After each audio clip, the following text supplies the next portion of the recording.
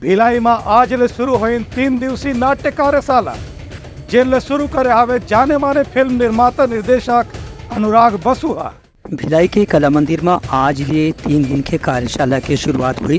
एक उद्घाटन प्रसिद्ध फिल्म निर्माता निर्देशक अनुराग बसुआ करी।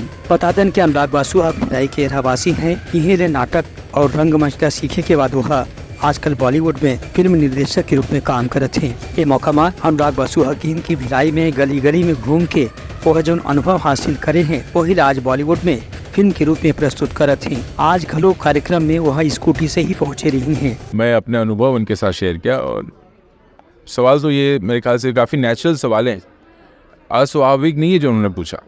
बहुत फ़ायदा है। ये क्या होता है ना, ये बहुत दिनों से मुझे लग रहा था इसकी बहुत ज़रूरत है।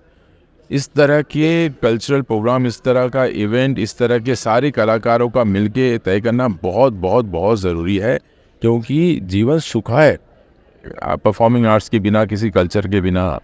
ये नहीं तो ये सोशल मीडिया भिलाई को टेक ओवर कर लेगा, इंस्टा रील्स टेक ओवर कर लेगा, और ये जो भिलाई का जो इथॉस है ना, तासीर जो है वो बदल जाएगी। और ये सब जो हम लोग निकले हैं, मैं भी जो यहाँ से निकला हूँ, इसका रिजल्ट हो वो बदल जाएगा।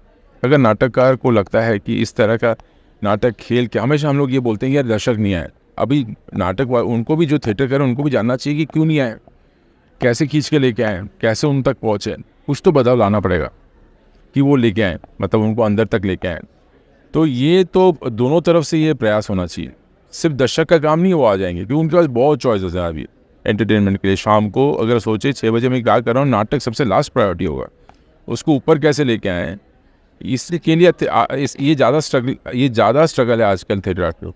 उनका कहना है कि कला क्षेत्र में जौन भी आदमी काम करते ओला अपन घर परिवार और मूल स्थान ला कभी नहीं भूलना चाहिए, काबर कि वहाँ के अनुभव ही ओला भविष्य में तरक्की दिलाते। ये कार्यक्रम में कतको किस्म के कलाकार में शामिल हुए, जीवन 3 दिन में नाटक के, रंगमंच के, फिल्म के बारीकी ला सीखी। ब्यूरो रिपोर्ट, उतलंघा न्यूज़।